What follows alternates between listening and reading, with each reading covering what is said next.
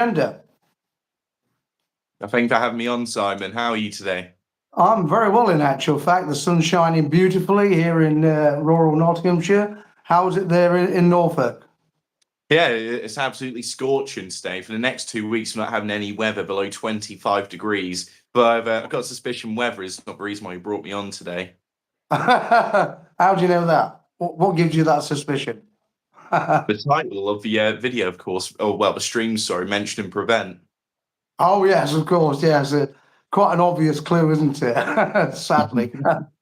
I don't like to be so obvious in actual fact, Kai, but yeah, we are very obvious about this. I mean, I watched your My Prevent story on your YouTube channel, which was very successful in terms of your views and watch hours, etc. And I found it very interesting simply because when I was at school myself, which was many moons ago, and there was no prevent then, but we had a whole raft of communist teachers and other left-leaning liberal teachers and conservatives, pretty much what we know today as the Uni Party. And I was excluded from a raft of lessons. In fact, I spent a year sat under the stairs at a chair with a desk in a corner in the ante-room corridor. And that is what they classed as punishment for having right-wing views, because I was forever arguing with the communist teachers. There were three of them, Makoweski, Hepworth, and Jones. And it started with Jones, in actual fact, because he was always ranting about, oh, all this propaganda in the mainstream media. If the Red Army ever did decide to invade, the war's all packed.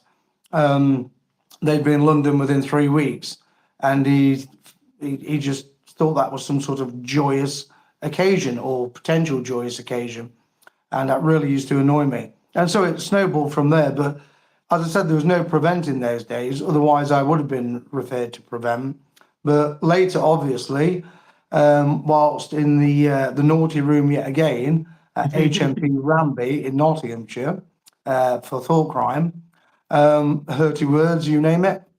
Can't expand on it any further than that because of legal restrictions imposed by the courts in a country that enshrines freedom of speech, apparently.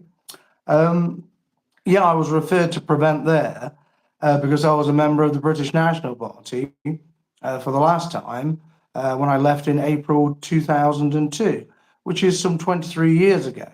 And so it's not a criminal offence of any description, although they tried to spin this ruse, this deception that, oh, well, that's just your opinion. No, it's not opinion, as I told them repeatedly. It is just fact, a matter of fact. I know how much everyone likes that matter of fact and in actual fact that I use. And this is one of the reasons why I use it. That would be taking a shot, by the way, as part of my drinking game whenever I watch your videos.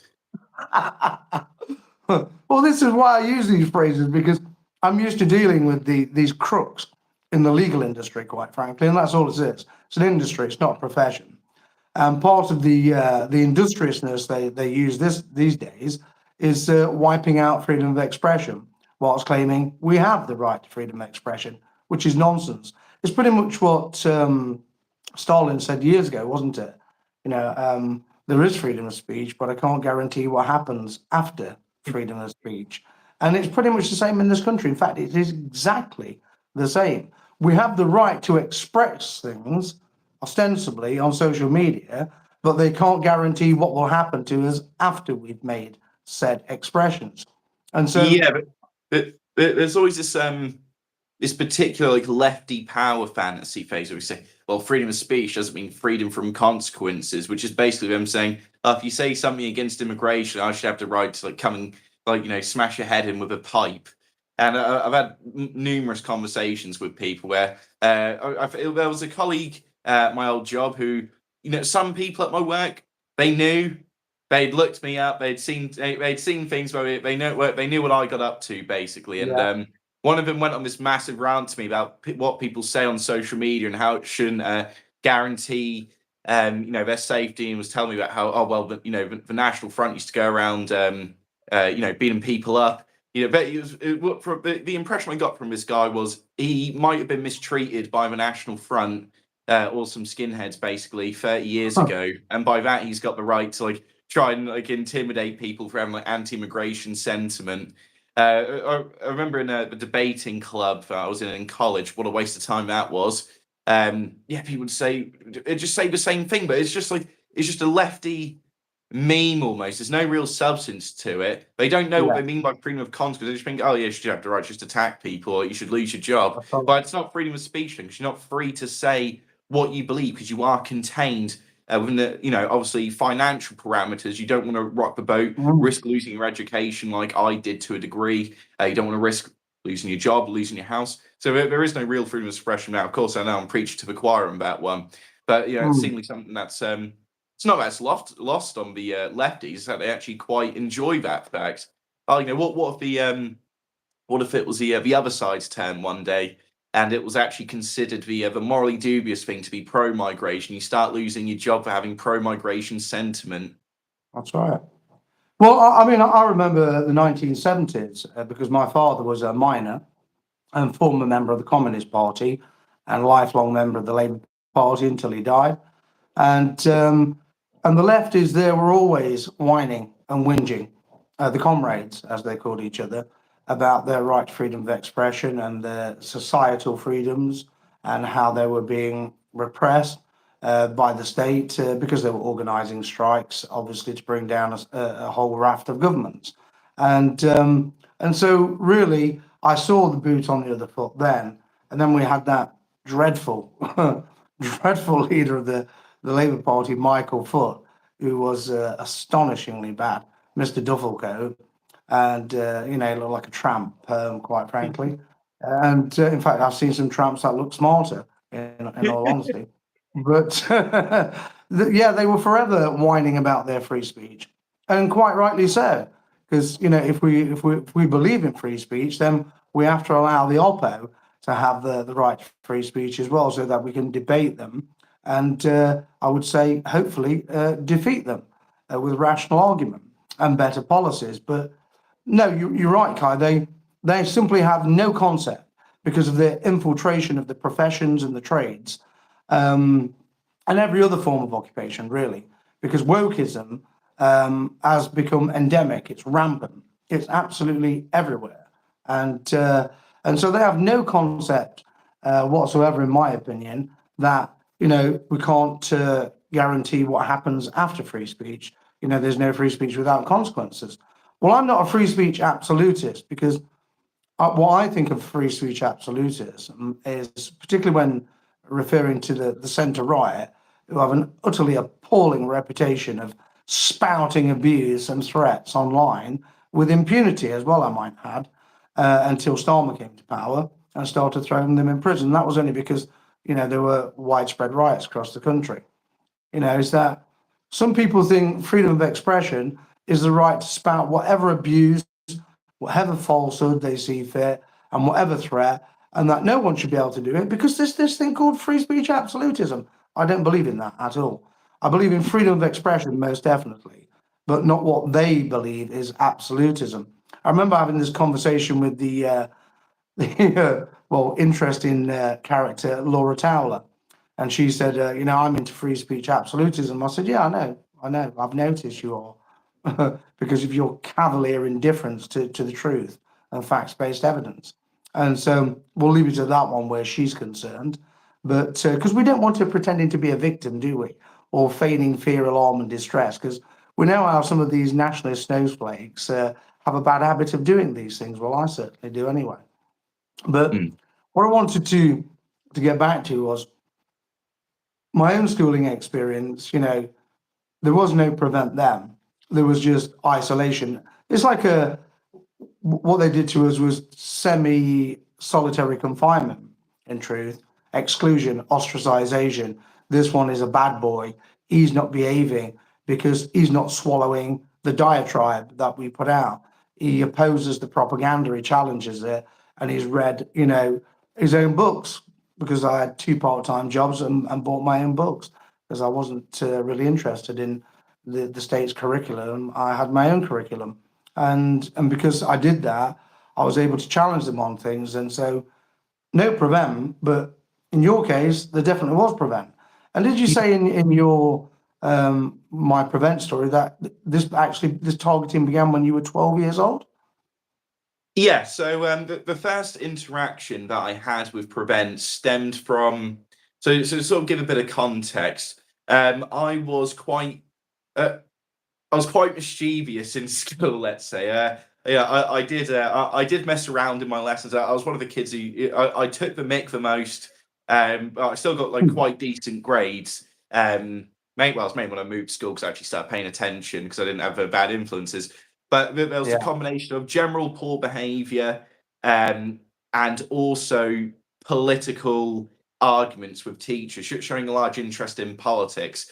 And they basically want to get to the bottom of, why is this child not being obedient? So they sent me to a school called Loxley for 3 weeks, and Loxley was essentially how to put it? It was the end of the road school for people. This is where you get sent if you get caught doing if you try doing armed robbery, or you're like a kid who's a drug dealer, you get sent to Loxley. You get sent there full time if you're one of those things. But they just sent me there temporarily. So this was a rough school. It was not a nice place to be. So I'd go there for 2 hours a day, and they'd make us do some tests, and then whatever free time we'd have left, we'd usually go. I'd just talk amongst ourselves. It was me, two other. I think it was me, one other guy.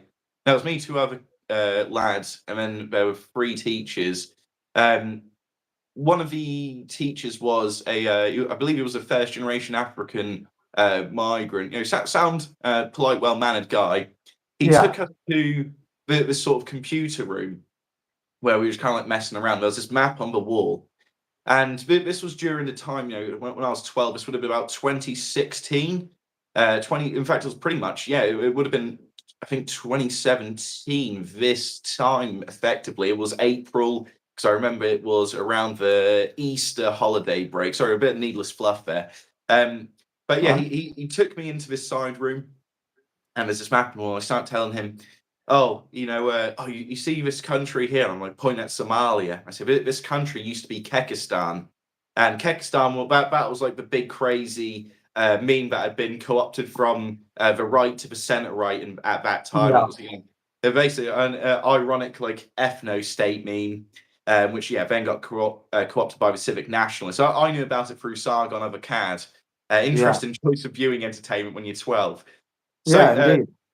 The teacher, he starts looking at Kekistan, and the first thing he sees is this guy called Big Man Tyrone, as he's known on the internet, who was this African guy who you could pay, you could pay him a couple quid or like 50 quid, and he'll do a reaction video, or he'll read your script, sort of similar to what Nigel Farage was doing with Cameo.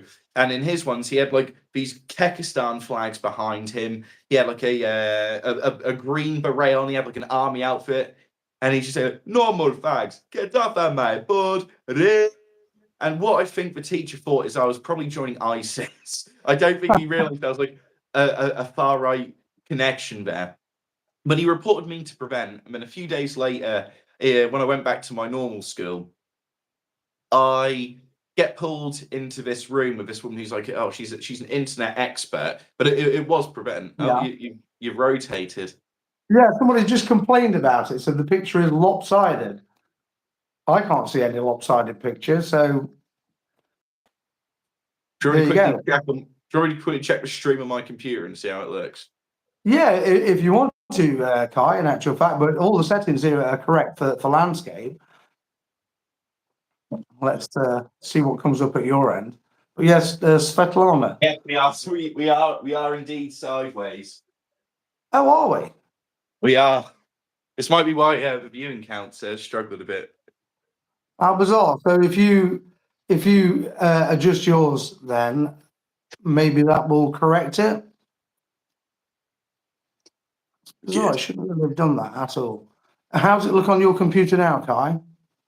Fine. Yeah, it looks all good now. It does? My tripod might be a bit broken, but I'm not sure if it'll actually... Okay, it's staying.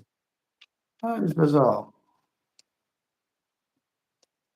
It's sideways, but somebody says it's sideways, but ZTK.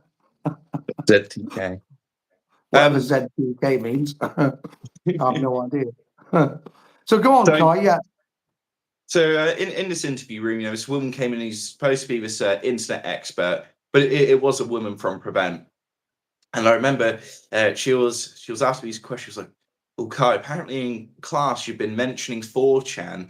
What is this 4chan?" And bear in mind, you can only imagine what Prevent training on 4chan was. It basically said, "Oh, this is the new modern front of like far right terror." Is probably what they thought, even though it was actually just like Spurgs and Nutters nonsense posting and. Probably like feds just trying to distract. Although apparently it wasn't as bad back then. I didn't really use it back. I used it like on occasion. And I'm just sort of trying to play it off. And I was running circles around it. I was like, oh, from what I've heard, I think it's like an anime forum, like Japanese cartoons. Yeah, it's a forum for those. And she'd ask me things like, so what do you do online? I'm like, well, I watch Let's Play videos. And she's like, what's a Let's Play video? What does that mean? It's when you watch someone play a video game. It's like internet expert doesn't know. Probably didn't have kids. Probably didn't have kids that used the internet at the very least. But yeah, I just ran circles around her. Then they eventually said, "Oh, we'll have this other guy come speak to you instead." It was this police officer. He was quite a friendly guy. He was a police officer who would sort of come round to school, sort of hang about with the kids in the playground. Everyone got on well with him. Nice fella. And I just remember the little joke that we had with each other. It was like, oh, well, if you hear about any far right extremism, make sure you're going to tell me. I'm like, yeah, sure. I was like, you're going to be my little Kekistani informant. That's what he said to me. Maybe not little Kek. Maybe he said Kekistani informant, but sinister if he said little. But you never know with police officers, do you? Oh, well, you do. Yeah, you know exactly where you stand with them. You stand nowhere with them, in my opinion, particularly in the political context. But no, it's a very interesting phraseology, isn't it? Let me know if you encounter any right-wing extremists. Well, what's a right-wing extremist? Well, in their view, it's somebody who left the BNP over 20 years ago.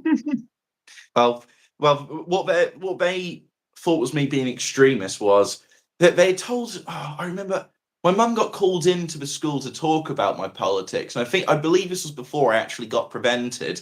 Bear in mind, around the time that I was in year 7, year 8, I was more sort of inclined to like the patriotic, the centre-right, the libertarian. This is the time of Milo Yiannopoulos, Sargon of Akkad, the skeptic community. That was my that was where I was standing politically, and Tommy Robinson as well.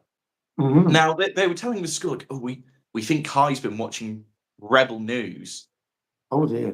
That's what they thought far right extremism was, Rebel News. And but this was at least a solid year and a half before I actually started identifying with nationalism as well. That was year 9 when I became a nationalist. But year 8 I was pretty much all there. I just didn't put everything together quite yet, so to speak. But I knew that was where I was going. I even on I had a self-reflection. Like, God, I've just been consistently getting more and more right wing year on year. It was like, in year 7, I was like, I consider myself a moderate centre left guy. Now look where I am. Predicted right. I do have. Well, I think that they tend to breed the so-called. Well, let's not even use their terminology, radicalisation, because I've met radicals on the right and especially on the left. I've met scores of far left radicals, not for conversations either, quite frankly, because they didn't come to talk. As a matter of fact. Yes, as a matter of fact. Yes, they didn't come to talk. They only had one policy, violent direct action, and they were stopped in exactly the same way. And so, therefore, when they're talking about radicalisation, they never mention the far left's radicalisation, because in truth, when we're talking about radicalisation, Prevent is a radicalisation exercise, isn't it? Because they've been radicalised by Marxism today. I do have a story about that, actually. Going back to school. So when I was in year 10, I moved to a school. I wouldn't say the name of this school disparagingly, like I might do with another school I went to, because this is actually a really good school, and the teachers are very good. Our head teacher at my latest high school was actually a Brexit Party MP candidate, funnily enough. So maybe someone can figure out who it is from that. But anyway, they had this program in the school called Votes for Schools. You can look this up, it's still around. where essentially it was a subscription service where this company would send in these presentations, and it's to get kids engaged with democracy and the idea of voting. And so we'd have these presentations. Sometimes it'd be, oh, should movies use CGI to make actors look younger or actors look thinner, or should we be accepting of people's bodies?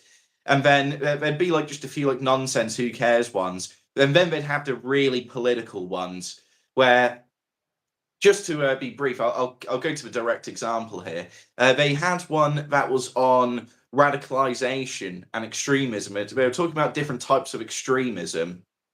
I can't even remember what the vote was supposed to be. I was like, oh, do you think we should do more to curb extremism? Probably something stupid like that.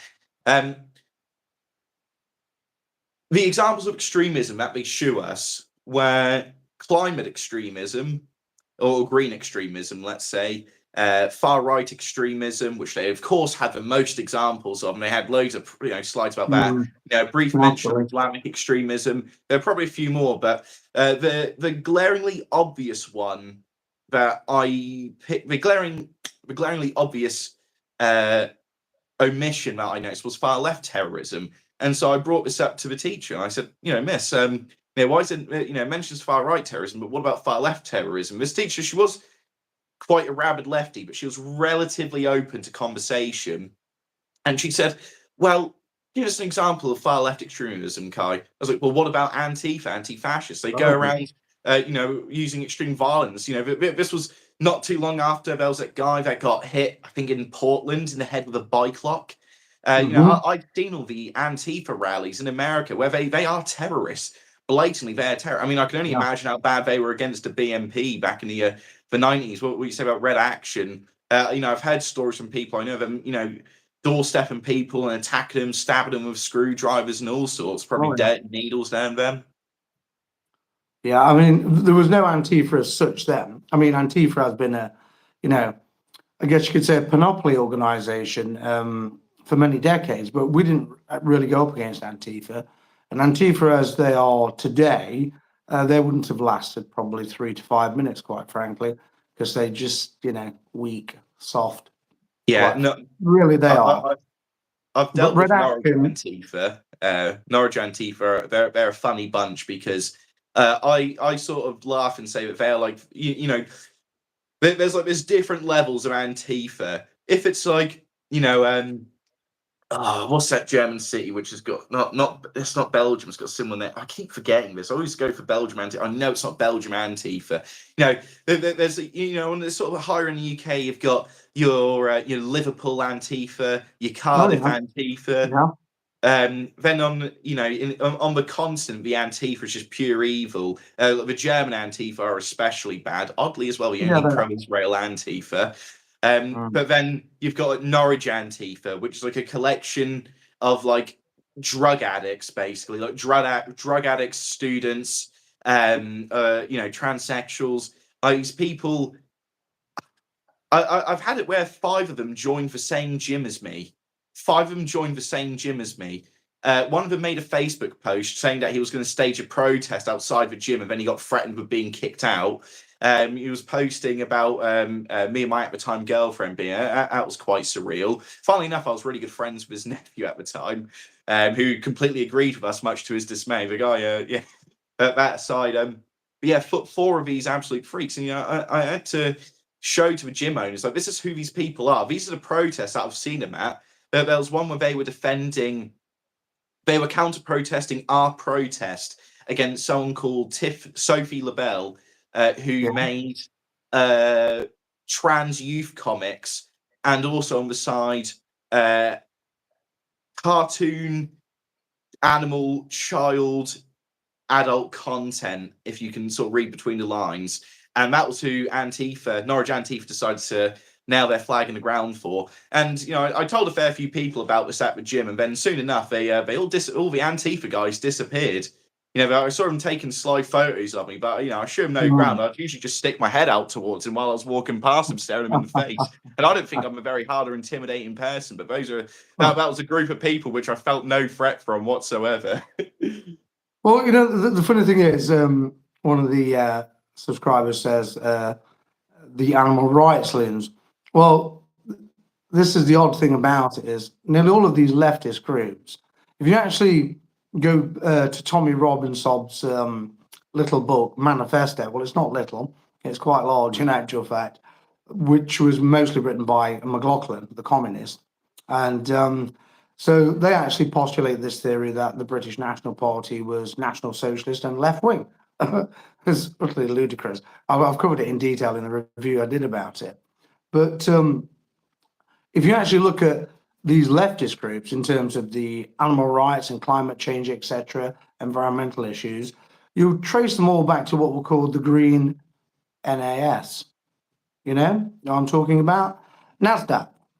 And so NASDAQ banned animal vivisection across the whole of Germany between 1933 and 1945. And they also had an element, a faction in NASDAQ led by Richard Walter Dahl, who were later known as the Green Nazis. And so they were behind all of these innovative movements that we have today, who've simply gone into the imitation game phase. And, I guess really it's pretty much a case of what they did with sociology. So sociology was a National Socialist invention, of how to engineer society. So the left took it after the war and re-engineered it into their version of how to engineer society. And that's part of what Prevent is about. So Prevent is about psychological engineering. And it's also about intimidation and repression. They're trying to force upon you an agenda that you don't like, you don't want, you don't agree with it.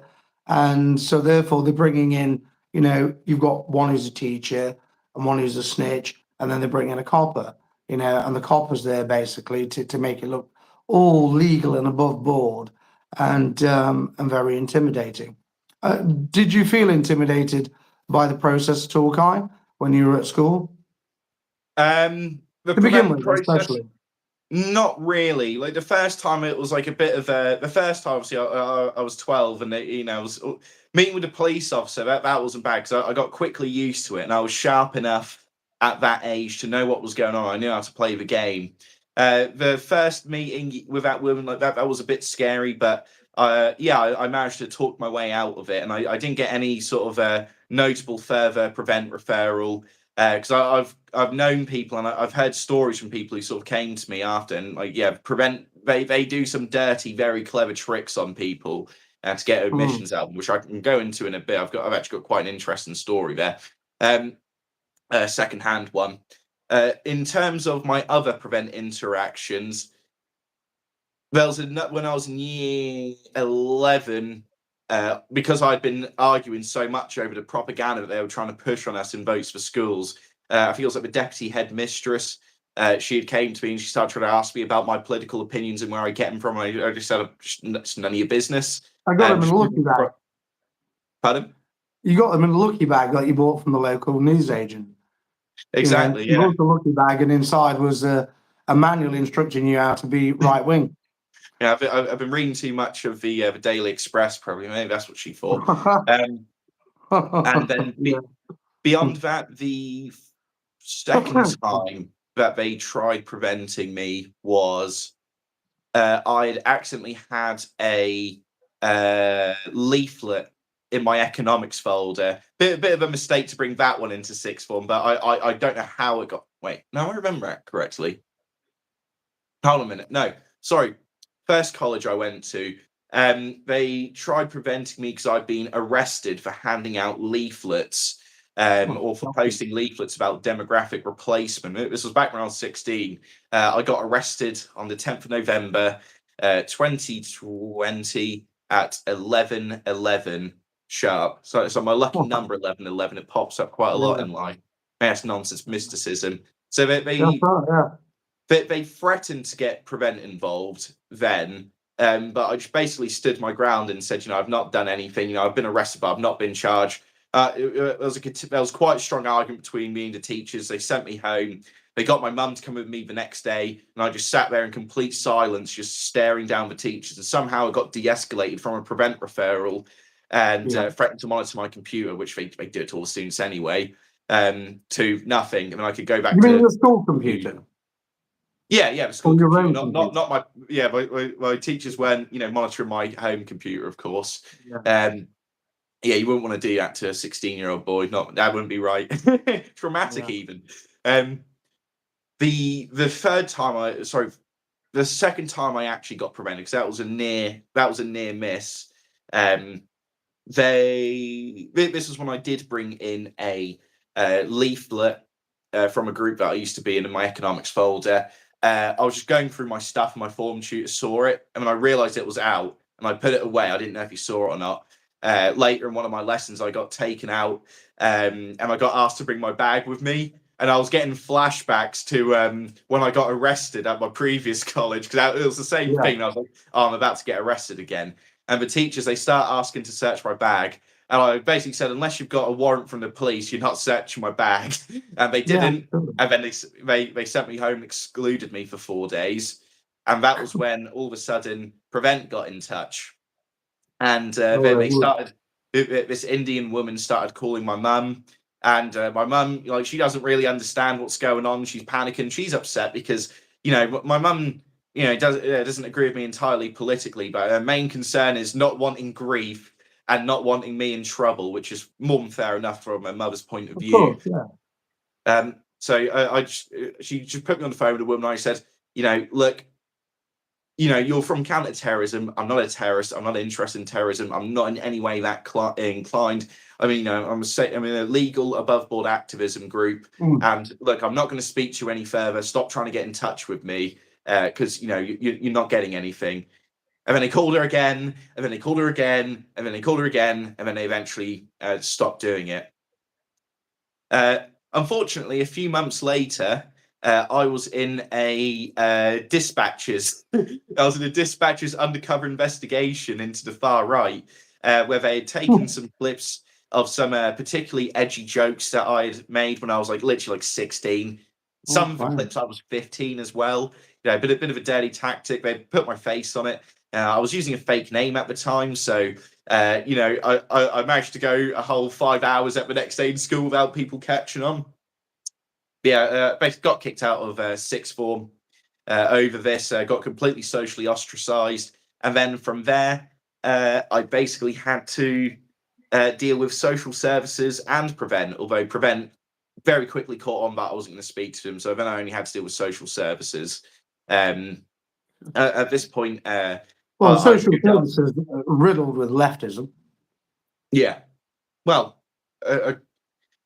when I after the documentary, me and my mum, we had been arguing back and forth. I'm quite a headstrong person, so is she. So we were just constantly butting heads, and politics. It was all getting too much.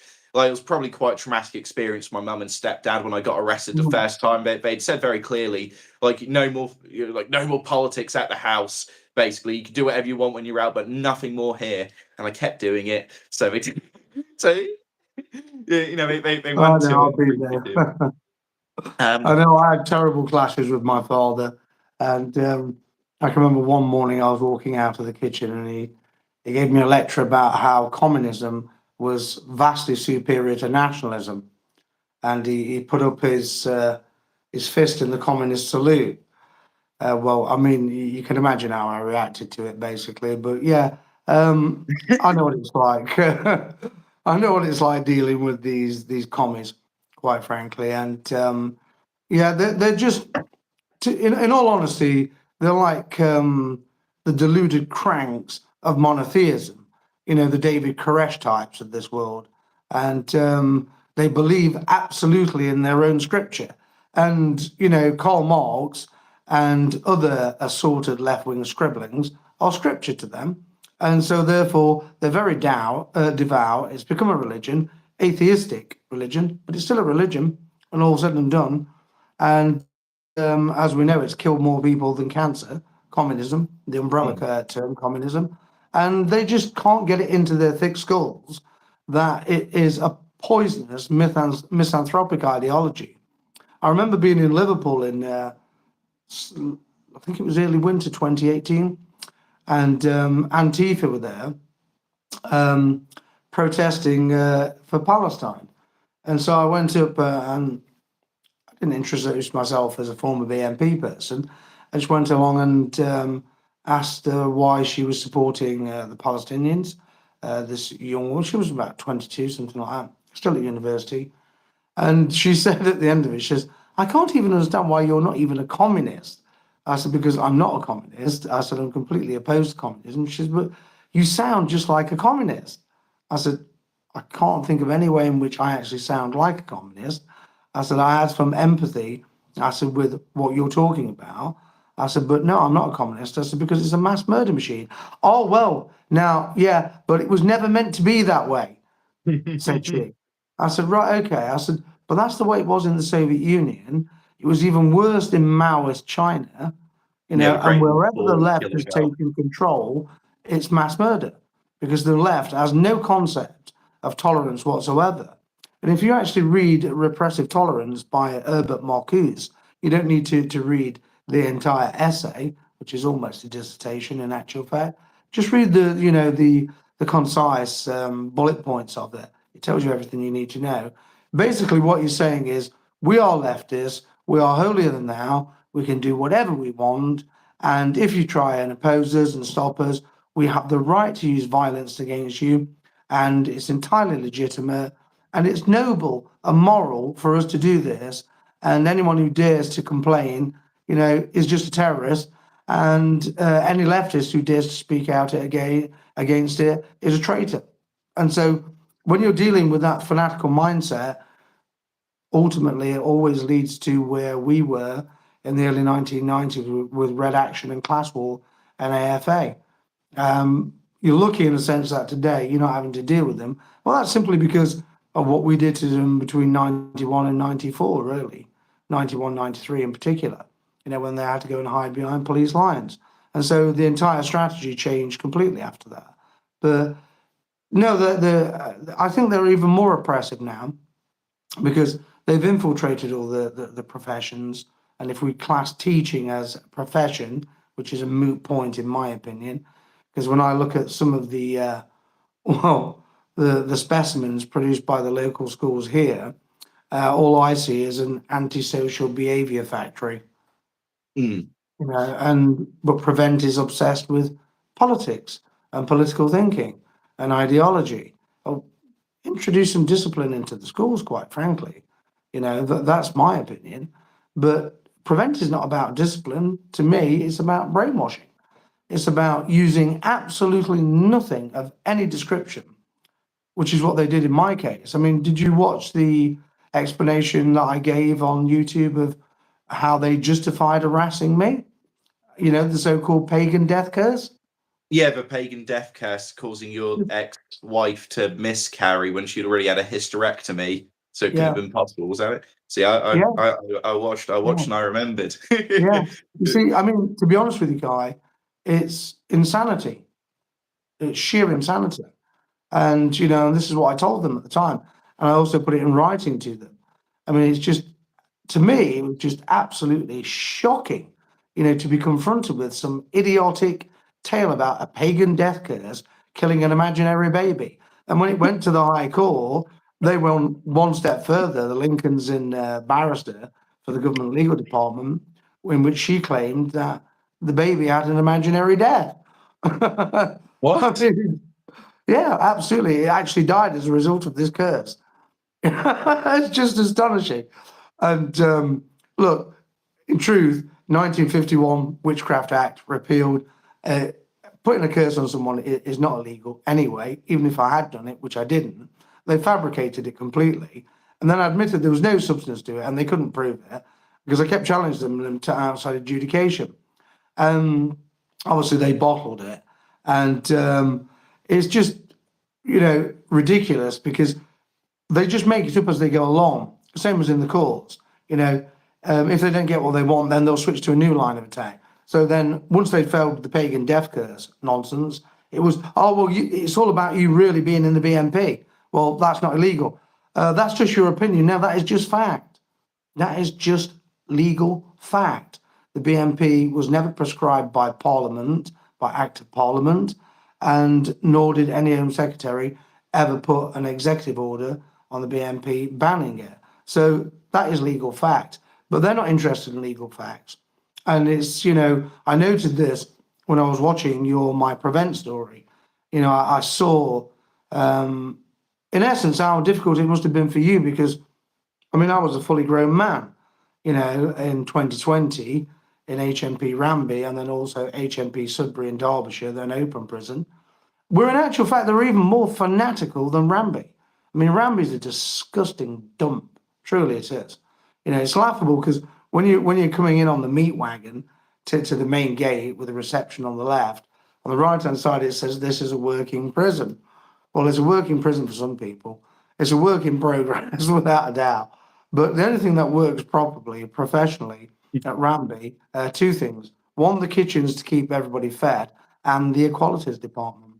And so the equalities department there, which is the best funded department in the entire dump, in truth, probably would remind you of your school. It was wokeism on steroids. There's every flag you could think of, including a traveller's flag, you know? And I used to look around and think, wow, this is a madhouse, you know, this is just crazy.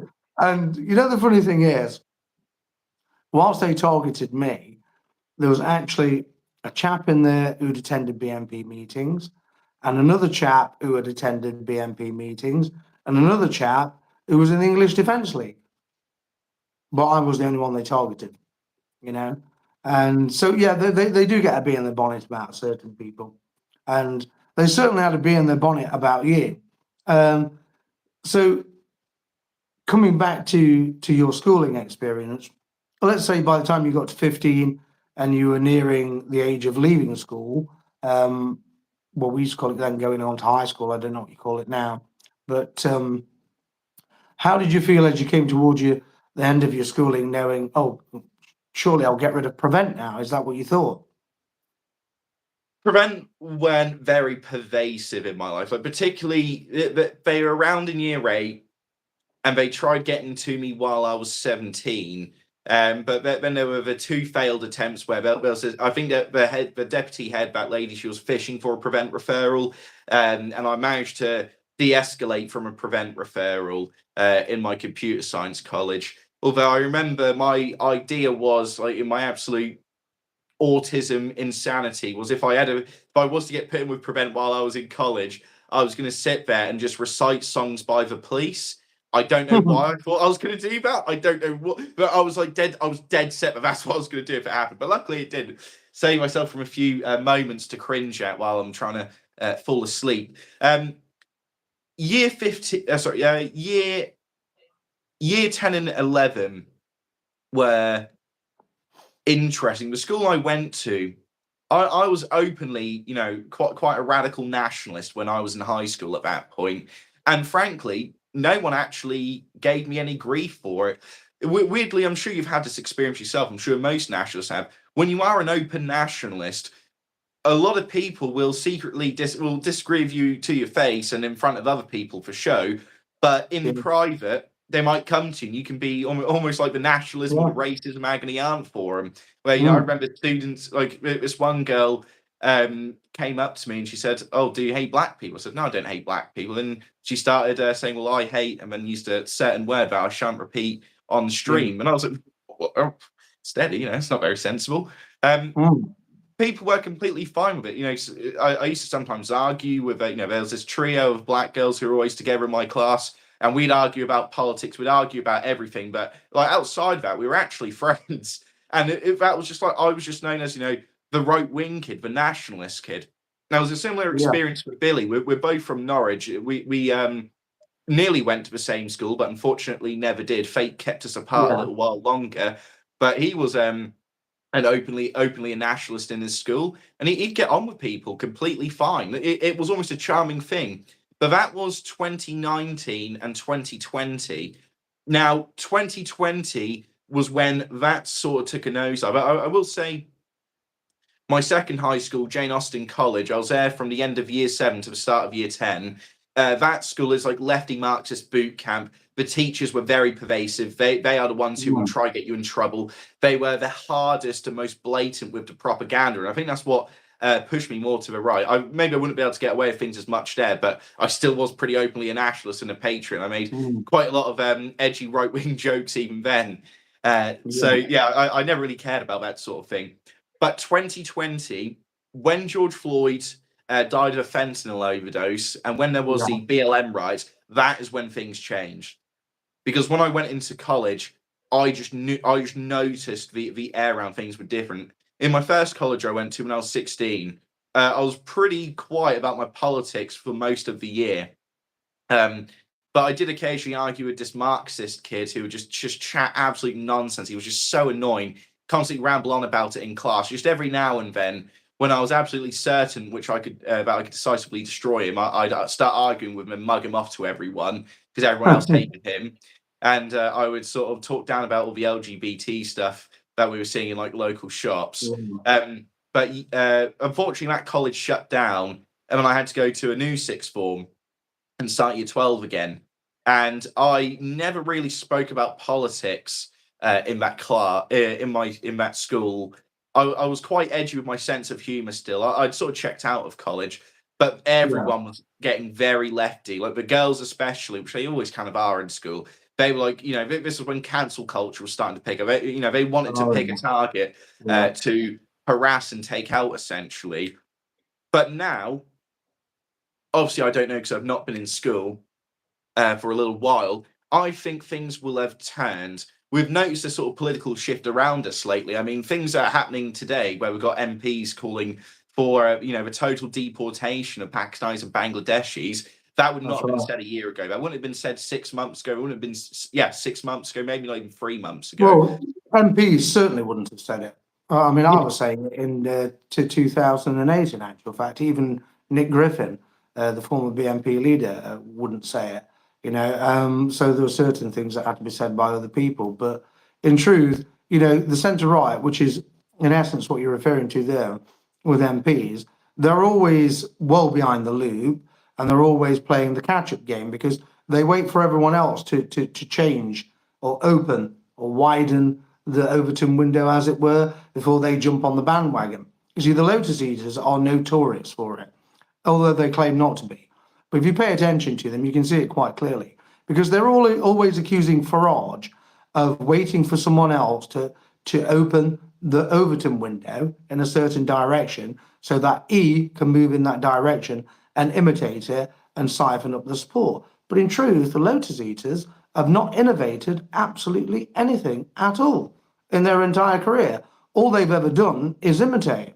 I mean, Sargon, Carl Benjamin, I particularly dislike the man, quite frankly. Smug and arrogant. And, especially the routine whereby he's talking about mass deportations, etc., and deporting this community and that community. And then in the very next breath, if you actually watch it, they then mention Steve Laws, who you know because you were in the Homeland Party together and Steve's still there. And then they call him a notorious online racist, and intimate that he's the real far right. And then Sargon looks to the left and to the right for moral support from his accomplices, quite frankly, rather than colleagues, because you have to put it into a proper context here. We're talking about accomplices in adopting left-wing ideology or the leftist lexicon. I'm going to defend some of the Lotus Eaters here. I've not watched the Lotus Eaters very intimately. All I'll say about Sargon is that he, whether he likes it or not, is the reason why he's why I'm here. I was watching him when I was about 9 years old. He's the reason why many people are now nationalists. I think he accepts his position as a gateway, but he is too scared to commit to nationalism. I think he's worried about what sort of connections he might lose.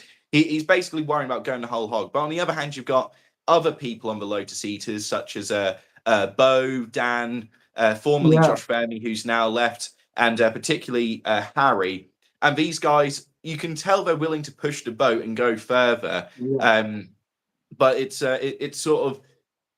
Sargon who's trying to keep them under wraps, essentially, and contained, just to make sure there's no sort of PR disasters. Because Sargon, while he does flirt a lot with the right, he also flirts a lot with the centre right, and he's quite ingrained in there. So if I'm trying to think from Sargon's perspective, I think he thinks he's going to lose a lot of friends and a lot of his, personal and business connections if he was to commit. But you have people on the Lotus Eaters like, Josh, Harry, Bo, and Dan. Dan was the first Lotus Eater to platform the Homeland Party. He interviewed Alec Cave and Kenny Smith on Brokenomics. This was at the Witten about a year and a bit ago. They were mentioning us very casually as if we were like a normal part of the political sphere. So I think it's a case of Sargon being too worried and trying to, like I say, he's trying to prevent any sort of loss from committing to nationalism. But he uses all of our talking points as well. Yeah, absolutely. No, I understand what you're saying there, Kai. But in that particular episode that I was referring to, when he looked for moral support left and right, he didn't get it from anyone other than Bo Dade. Now, you mentioned Bo Dade as being, pretty much sympathetic to nationalism. Well, he sniggered and nodded like a silly little boy, quite frankly, during that interview.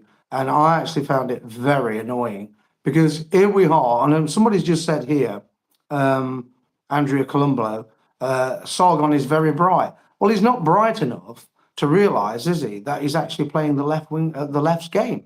Because when he sits there and says Steve Laws is a notorious online racist, he sounds just like Keir Starmer, the Trotskyist, the populist, I mean, and so I don't think Steve would deny that. I think he'd take that as a badge of honour. But they speak of him. They've also spoken of him very highly. I don't believe Sargon was present there, but they give nods to Steve Laws in a respectful way. I think that was just particularly maybe a Sargon thing where he's trying to distance himself. I mean, I've been in the company of Steve Laws and Sargon talking to each other in person, and I don't think there isn't bad blood between them. I think Sargon made a bit of a silly comment there. Well, it's not just the one comment. They've actually done it several times. I watch the Lotus Eaters routinely, not because I find it hugely interesting, but because I analyze what they're saying. Because particularly, I want to see how many times they actually revert to the leftist lexicon when talking about nationalists. And I do find it particularly annoying when they're actually using this left-wing lexicon. But then, in all honesty, it's not just the Lotus Eaters.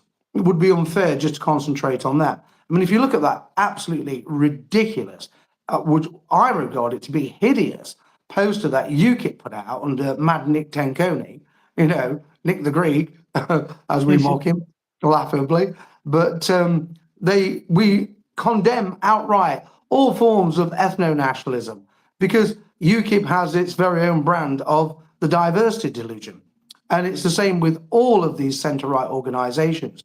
They've got their very own brand of the diversity delusion. I mean, I think a very notorious example of it was Paul Thorpe, the pipe grease boy, who decided that he was pipe grease and not a political activist after less than a year of worshipping Tommy Robinson. And he said several times at activities, we've got more diversity here than the left. Innit, Gavner? He didn't say innit, Gavner. That's me just adding a little bit to it, basically. I like the full profile picture. He's got his nice watch on as well, to show that he's not only intelligent but very rich. And then you've got Mayor Tusi, who's also another one. He does this live stream from the Robin Sob grifting festivals. I'm not going to show them any respect here whatsoever, and you know why. And I'd have to explain that again. I think it's now abundantly clear why I think this way about them. But, he's another one going around with his plastic Viking, his bodyguard. That's what I call him, because he's supposed to intimidate people, apparently. Intimidate me in the slightest. But, that's how Mayor Tusi thinks of it. And he's going around with his camera and saying, look, we've got more diversity here than the left. So why do they need to have more diversity than the left? And this is the whole bone of contention. And it's a fundamental bone of contention with the centre-right, because they have, quite frankly, hybridized, in my opinion, the centre-right into adopting centre-left positions when it suits them. They're not far left, but they do at times, like I mentioned earlier with Sargon, grasp into thin air and pull out some far left lexicon, i.e. Steve Laws is a notorious online racist. Yeah. Sniggers, nigger. It's pathetic. Truly it is. It's unmanly.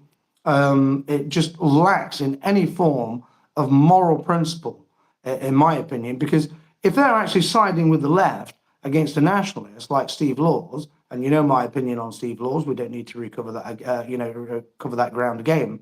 But imagine how they would be if they were actually talking, let's say, about John Tindle, for example, the former BNP leader, who's classed as being really hardcore. I mean, Tindle would have demolished them anyway, in honesty. But that said, I mean, Tindle did. Have you ever watched the documentary with Tindle? I think it was the Is BBC. it The Lost Race? No, it's not. It's Tindle had a BBC crew into his ground floor flat at Westbourne Villas at Hove, right next door to Grubby Brighton. And the cameras were still rolling. And Tindle lost it, quite frankly, for want of a better description, and admonished them, verbally, and some finger wagging with it as well, and basically told them to pack their kit, sharpish, sling their up, and get out, because they were just typical bloody leftists. And they put it live, not live, but they actually put it on air in this this piece about the BNP. I actually remember writing to Tindle and said, I think it was great what happened in actual fact. It was unplanned, it was impromptu. But the thing is, he said, I have to apologise to everyone in the party for what happened because, I shouldn't have done it. And it was a momentary, loss of control. And I guess he had to do that for public relations reasons. But in all honesty, what he did there is showed that he was, in actual fact, a real nationalist and a real patriot, because the centre-right love talking about patriotism whilst aping nationalist ideology and spouting the left-wing lexicon. And to my mind, look at it this way: if they're dealt with by Prevent, what are they going to do? Pretend to be little lefties just to escape being turned over by Prevent? You stood up to them. I stood up to them. Why can't they stand up to them? Why can't they stand up to the left and absolutely refuse not to lambast people like Steve Laws? And the reason why they did it is because Steve Laws was, in my opinion, the cutting edge of the remigration campaign. I know Kenny Smith might not agree with that, and that's fair enough. Kenny's entitled to his opinion, likewise, and with you. But Steve was, at the cutting edge of the remigration campaign at that time. And that's why they were attacking him so extensively, including containment. Shield for remigration as well. Yeah. Connor Go Tom on, Linton, he was definitely the worst offender for that. Talking about remigration, talking about mass deportations, but then doing massive exposés on, saying how bad the Homeland Party are, and just like all this like juvenile mockery that he did of us. Which, to be fair, I responded with some quite juvenile mockery of him. But it was well deserved. Containment, grifters. Colin Tomlinson is a careerist at the end of the day, and these people need to be shunned for the movement. Are you a commercial or you're an artist? That's the question, and that's usually how I dictate who I give my time and support to. Essentially, I mean, there are many times, Kai, not this morning, for example, in this live stream, but there are many times when I'm actually recording material for the YouTube channel when I think I would like to say, certain things, but because I've learned self-control over many, many years, I don't say them. And obviously there's the YouTube algorithm to be concerned about. But, I just wanted to say this, Kai, we've been going now for nearly an hour. So in the last few minutes, would you like to, if anyone viewing live would like to put any questions to Kai using chat or super chat, would you like to answer any questions? If anybody, absolutely. I've still got a fair whack of time. I've got about 40 minutes before I need to shoot off. So all good. So, well, if anyone has a question for Kai, please feel free to post a question now or use super chat, etc. And I'll read it back to him. And obviously, you can see it live himself on his own computer. And hopefully, he'll be able to give you the most comprehensive answer that you can. But I mean, I'd say this, Kai, that, you know, I think from being harassed from 12 years old at school, then that's the way I put it, because it is harassment. It is genuine harassment. They love to accuse us of harassment for almost nothing, quite frankly. And that's my experience of dealing with them. But, you know, in truth, they're the ones carrying out the acts of harassment and online stalking. I mean, I've had it for years, online stalking. Absolutely no doubt about it. But, you know, the fact that you stood up to them and you come through it, and, you know, you went on to complete education and get qualifications, and then you're in the Homeland Party and you're doing some work with remigration now as well, is it, that campaign?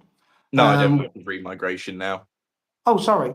So you're in the Homeland Party, aren't you? Yeah, just a Homeland Party. I'm the that's Norfolk right, branch organizer. My mistake. It's just that there's now so many outfits pushing remigration because the Homeland Party, quite frankly, led by Kenny, put remigration well and truly on the map. And the main reason how he did that, in my opinion, was his link up with all the European nationalists. I mean, we discussed this last night in private, you know, so we don't need to cover that again. But that aspect of it has been very successful for the Homeland Party. But in truth, what it's really done, because I've spoken to Kenny about this in private as well, is it's brought out the imitation game stronger than ever before, in my opinion. I've been around for 35 years. You know, I'm an old fossil, quite frankly, and I've never seen the centre right once imitate and ape nationalists to the extent that they're doing now with remigration, and that, to my mind, speaks volumes because somebody's pulling their strings. And I think we all know who's pulling their strings, and somebody's telling them to imitate it. Well, what I see is people following market trends. Essentially, I know you look for a more perspective of, you know, people getting nudged by whichever sort of state or leftist actors to do so. But we saw Tommy Robinson posting yesterday remigration. I saw another post from his account where he said, "Oh, we're being replaced." Like Tommy Robinson 4 years ago was talking down ethno-nationalists, telling them to go have children. Oh, go have sex. It's been, you know, patently immature. But now, because he sees that he's going to get basically swept away because of how fast things have changed. You know, he needs to keep up with the market trend. Same as the that UKIP banner. Oh, the new right. The new right rejects ethno-nationalism and all other far-right ideologies. Well, I think the new right was an organisation Jonathan Bowden was a part of, and I don't think they did that. I think the new right is some Mickey Mouse term he's come up with to try make himself look distinct. But of course, Nick Tanconi, UKIP, just all hot air, really. He says a lot of based things, but he can't back it ideologically. Well, the new right, let's concentrate on the new right. So the new right is a hybridization of the centre right and the centre left. So they're ideologically fluid is a new term that I came up with a couple of weeks ago when I was thinking about it. I regard them as being ideologically fluid because they will float into the centre left and the centre right as and when it suits them, according to whatever agenda they're actually dealing with at that moment in time, and whatever person, like Steve Laws, for example. So they're ideologically fluid. That's the so-called new right. And the new right has its very own brand of the diversity delusion. In other words, we've got more diversity here than the left. So in the context of diversity, surely the new right is worse than the left if they've got more diversity than the left. And of course, just a bizarre claim. But the thing is, Kai, you know, this is the unassailable fact. Diversity depends entirely upon a constant influx of hundreds of thousands of immigrants. In other words, it's bred entirely by mass immigration. So if they've got more diversity than the left, then how can they ever be opposed to mass immigration and be in favor of remigration? Because they've got more diversity than the left, and they want to maintain their more diversity than the left. And this is my point when what I'm talking about with these people is that they're ideologically fluid. In truth, they don't really know what they believe. They're just imitators because they imitate nationalism on a frequent basis, but occasionally they also imitate the left. That's what makes them ideologically fluid. instead of having some strength of character, some principles, because they have, you must remember, the centre-right has no ideology whatsoever. Nigel Farage, who is not even centre-right anymore, he is 100% liberal centrist. You know, that's a different concept entirely. You know, we'd have to do a 2 or 3 hour show really to discuss the dynamics in thorough detail. I'm sure it'd probably bore an awful lot of people as well, but we're not going to do that. We'll just do it here briefly. So, you know, my opinion is they don't really have an ideology of any description. As a fact, Paul Thorpe admitted on his show several times. He said, well, you know, even the nationalists have, you know, he calls them the real far right, innit, bruv? You know, the real far right, nationalism. Even nationalists have, even as in, you know, that's some sort of specimen down there in the gutter. You know, even nationalists have their own ideology. The left have their ideology. And so they tried to concoct an ideology called the Pledge, which is a glorified petition. It's a recycling exercise, a rehash of everything I've seen before, mostly post-Brexit, you know, in the battle to enforce Brexit, which never happened. We ended up with Brexit in name only, Bruno, and mass immigration on an epic scale. And so what I'm saying is, I think you did absolutely the right thing by standing up to Prevent. What they tried to do was brainwash you. Oh, That I don't know what your thinking is on it, but my thinking is that Prevent needs to be abolished completely. Even Amnesty International on the left yeah. has said Prevent needs to be abolished. Well, they probably What was your think it opinion? targets Muslims too much until I think it was the killing of Joe Cox is when they really started going after the right. Prevent should be abolished, or it needs to be abolished, and there needs to be something else built from the ground up. Because like, even if you change the tactics, it's still going to be the same ideology fervent throughout the organization. And if there was at least some balanced targeting, because you know we don't want, you know, people getting radicalized into something particularly naughty on the right and being involved with any of these nonsense groups and actually committing acts of terror. That's what we are here to oppose. And that is the good thing about the Homeland Party, is that, you know, we try to offer people a way out of this, and if they're willing to get out of these bad habits and bad rituals and bad groups, you know, we'll turn them into something productive and genuine and honest and hardworking. But that's not the point of Prevent. What Prevent seeks to do is nip right-wing thought in the bud at a very young age. And I think their success rate, obviously you don't know the people who actually do get, you know, caught out by it. You only meet the people who live through it. But I know so many people have been prevented, and, you know, it never deters them. I know someone, I won't say what he got prevented for, Yeah, but it wasn't for terrorism, just put it out there. It was just like stupid stuff he was, you know, saying in school, claiming to be of certain ideologies, and doing his school's English speaking exam on it, got him in a bit of yeah. trouble. But what Prevent did to him was they got like a guy who you'd think would be like prime. I think he was actually ex-National Front, like skinhead, covered in tattoos, you know, built like a brick loo house, to use polite language. And the guy would sit there and he'd be agreeing with, this friend of mine. He'd be, you know, the Prevent officer was using the N word, like Yeah, while they were speaking to each other. He said, "Oh, you know, you're a good lad. yeah, So silly that they've even got me and his speaking to." And then at the end of all the meetings, my friend got, set to be a long-term terror threat to the UK. Complete nonsense. Complete yeah. nonsense. And just because Right. they basically got this guy Can to I groom them into can I saying just it. interject, because there's a comment just come in from someone called Maddie, said, sure, sure, sure. Listen to how cowardly these speakers are about their ideology. Well, I don't see any cowardice going on here whatsoever. So, you know, the fact I've stood up to Prevent and you've stood up to Prevent, and yet someone's left a comment saying we're being cowardly, is just absolutely ridiculous. I'm sure has this person ever shown any real courage at the business end of it? But there's a super chat come in, which is also very interesting. And the person says, do you envisage a civil war anytime soon? We discussed this last night. I think myself, it's not really something that we should discuss on here. whilst talking about prevent. And I would say we'll refer to Professor David Betts. I've had several conversations with David Betts, in actual fact. And a lot of the time, people are asking these questions because it's a setup. They want to lure you down a path. And do I think there's a danger of a civil war anytime soon?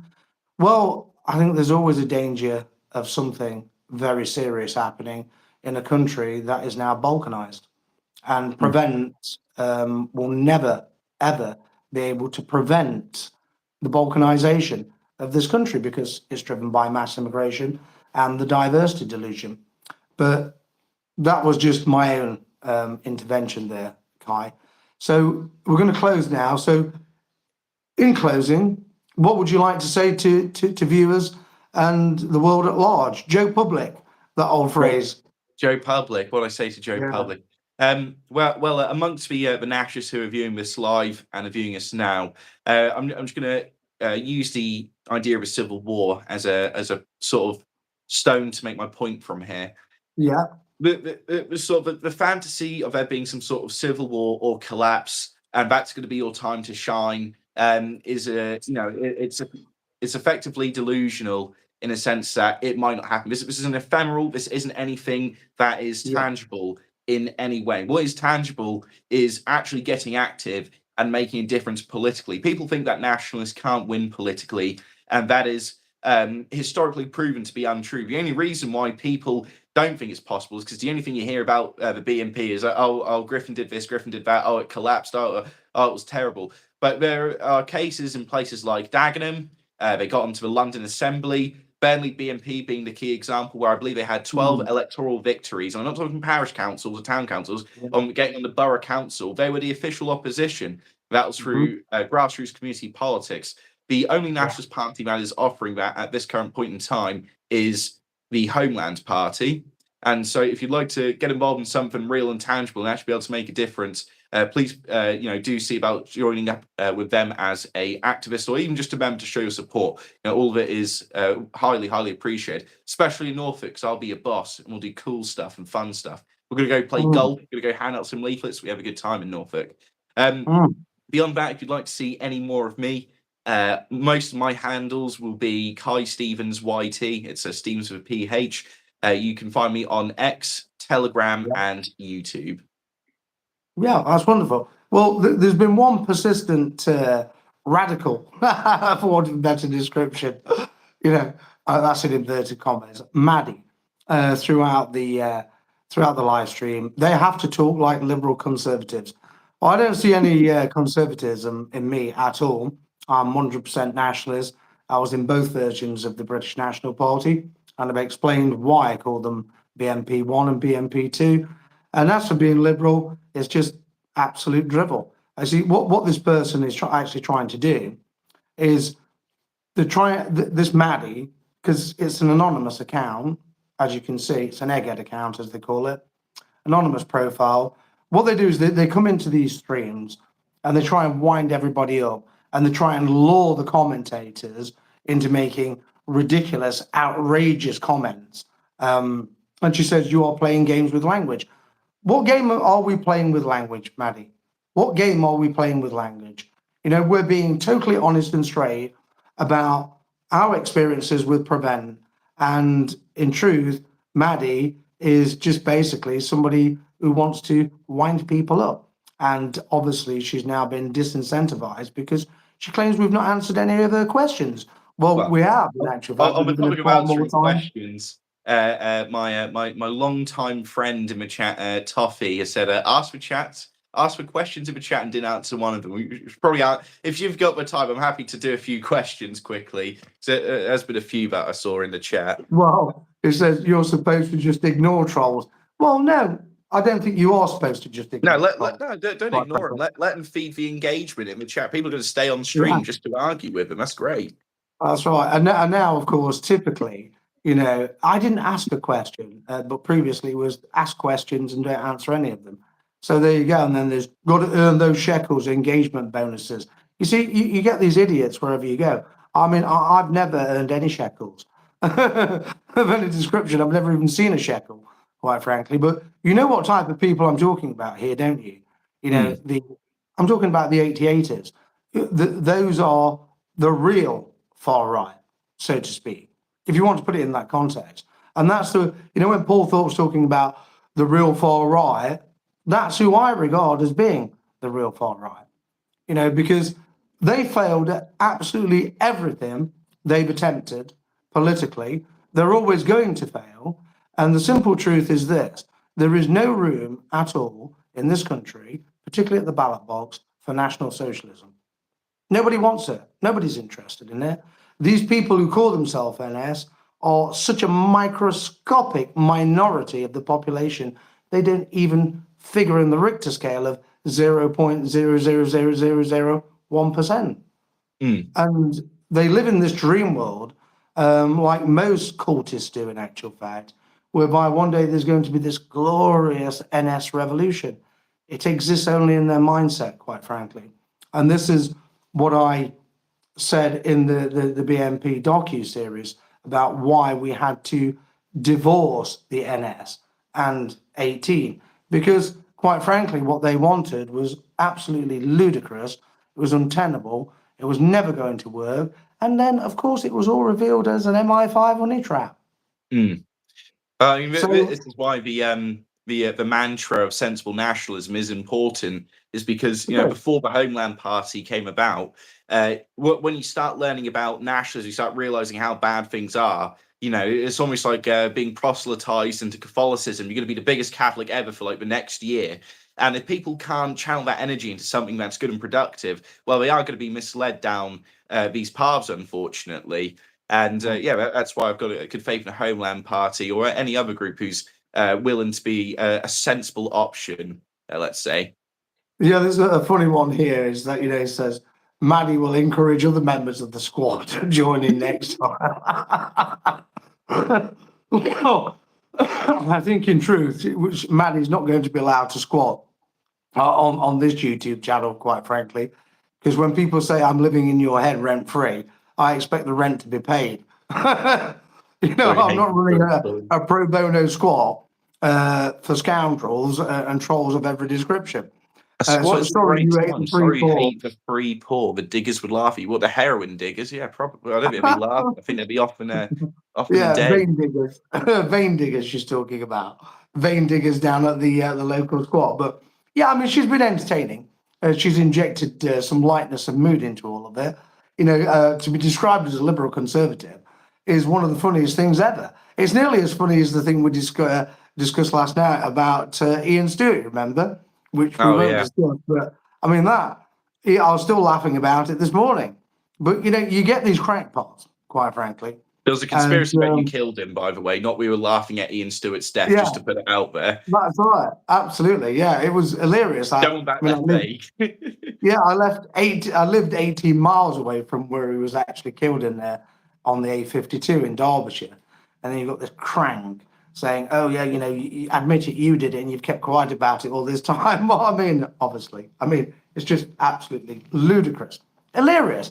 But, these people, they're what Kenny actually calls the toxic old guard.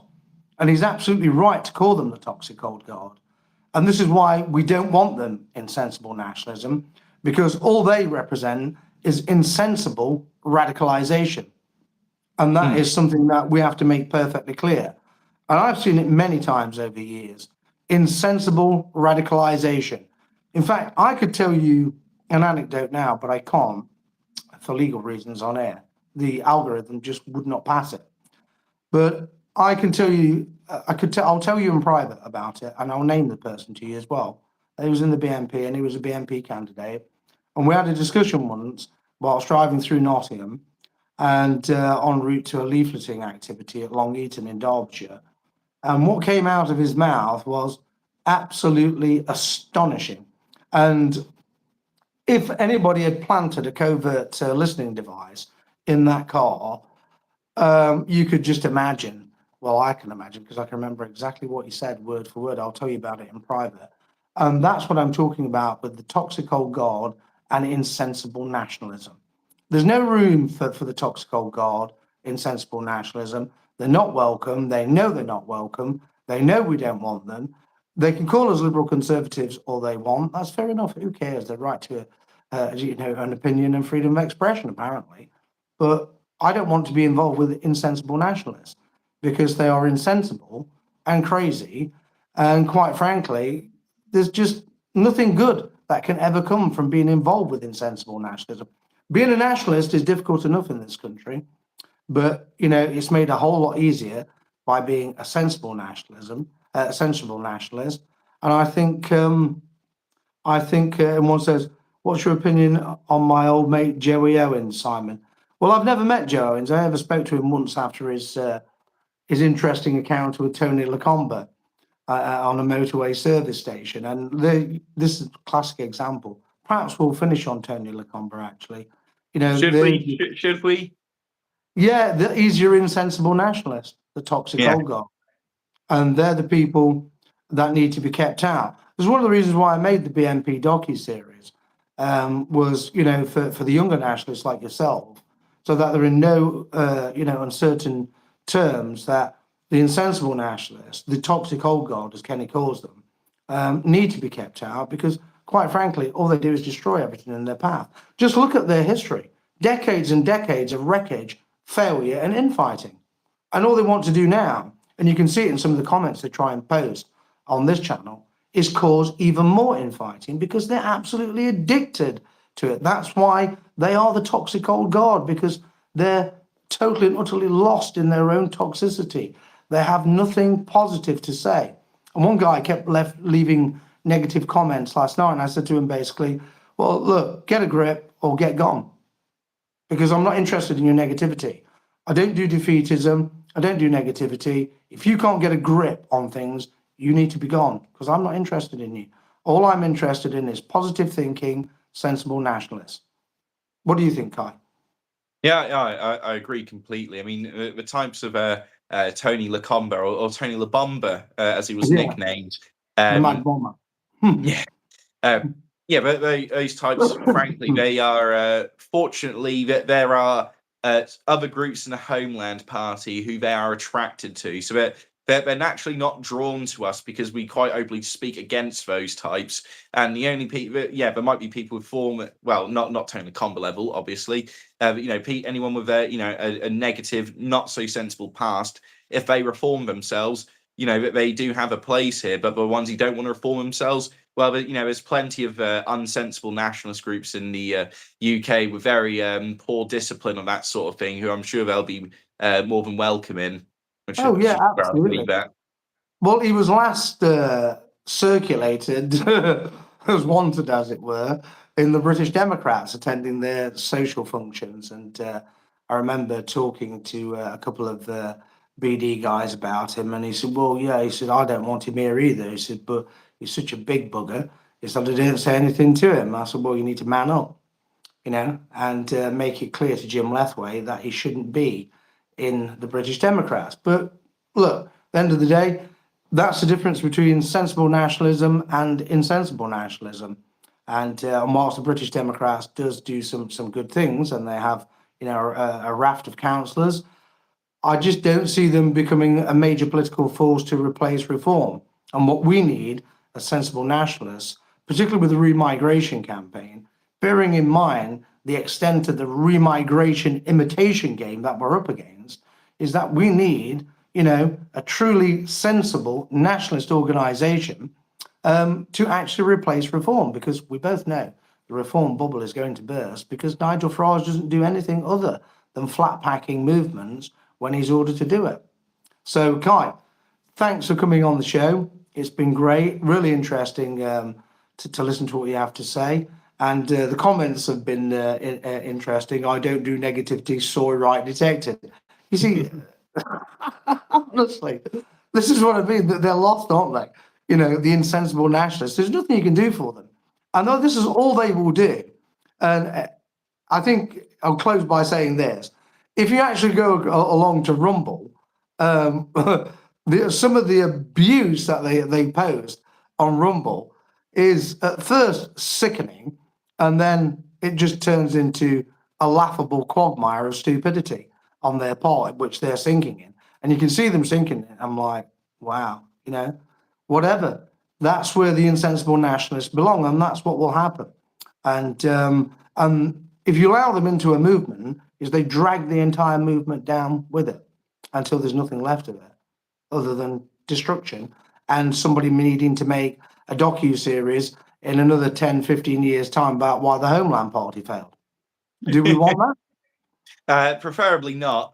Maybe I'll one day be the daily agenda talking about. Well, hopefully not the failure of the Homeland Party. We do ultimately need a party, and we need something productive for people to do. Because when people don't have a party to channel their energy into positively, or at least a sensible activist group, something akin to generational identity, Yeah. that's when things go astray. And I'll end off by saying, it was good seeing a lot of new faces in the chat. It's good seeing a lot of old friends. You all know who you are. Thank you for having me on, Simon. I'm sure I'll be on once again at some point. You will, most definitely. You know, we had that discussion last night, and the plans are afoot to undertake those. But yeah, it's been really good, Kai, and hopefully, you know, we've got out there to a much wider audience. The fact that, well, you know, we talk like the woke riot or soy riot, and what? I hate soy sauce as well, in actual fact. I'll if you like as well, I'll clip the stream, I'll download it, and I'll sort out the messed up angle for like the first 20 odd minutes. I'll get it sorted for you. That'd be great, mate. Thank you very much, Kai, and we'll speak soon, mate. Have a great day. Keep up the good work, and more power to your remigration elbow. Yeah. You too. Bye bye. Take care, Kai. See you, mate. Bye bye.